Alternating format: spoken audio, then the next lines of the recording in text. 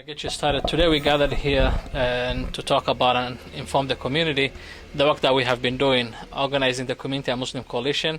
And with that organizing, that means being involved and our voice being heard, and also the rise of Islamophobia, telling our communities also we are greater than fear, basically.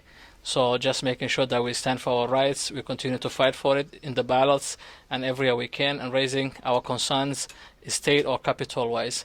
So with that, making sure that we're coming out in large numbers, trying to vote either in midterm elections or in general elections as well. So continuously to do that with our efforts, we continue to make sure being heard, basically. For that case, with that hard work that we have been doing for the last 2 or 3 years, that has raised many ears and many eyebrows, and having more connection to work with the state, as well as, so we're hearing actually the governor as well as the state representatives and senators continue to work with us and trying to hear our concerns as a Muslim community here living in Minnesota.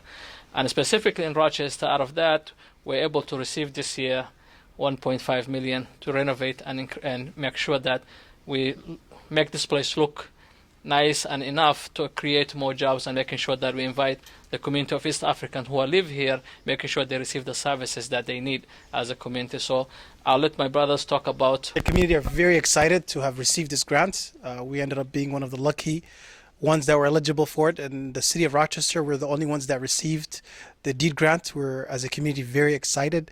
And we look forward to the work and the improvement of the infrastructure and what we can have better services that are accessible to everybody. This grant started, last year, October. That's when we started applying for it.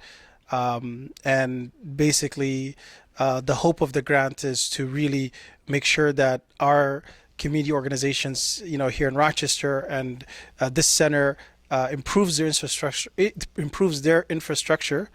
And renovations where we can provide classes and have better career advancement and job trainings down the road.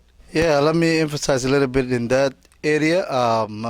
Since that we received the grant is not only going to be in the construction area.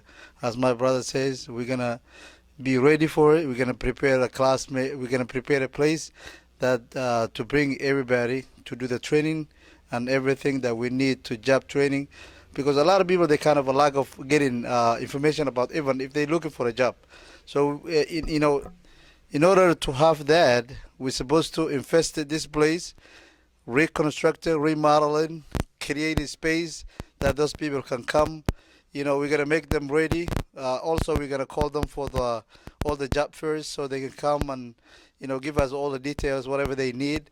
So basically, it will be something in the down future that the community did not have it before, but it's going to be very available for them, a tool that they can use. Also, we have contacted with the Mayo Clinic and even job the bus services and all kind of stuff. So basically, they will come and they will train and they will take all the employees that they need. So this will be a very good opportunity and for the community. It means that we are being heard, but also it means this is just the tip of the iceberg. It's just drop of a little bit in the sea, basically. But every single penny helps in terms of making sure that we prepare our youth and our young men and women, basically, for the job for job employment, basically getting them ready. So that's really a great in that aspect of it. But the needs are much bigger than that, and so we hope the state continues to fund the improvement of our communities everywhere, basically making sure housing is an issue, making sure that education gap, as we know right now, Minnesota is in the 50th when it comes to that education gap, basically, and that is really not acceptable. So, but this means it's just a leg towards improvement, basically, and we hope for more, basically. Good, and we feel one of those lucky, organizations who received the grant. It's not going to be the end of it. We will be continue down the road in the future.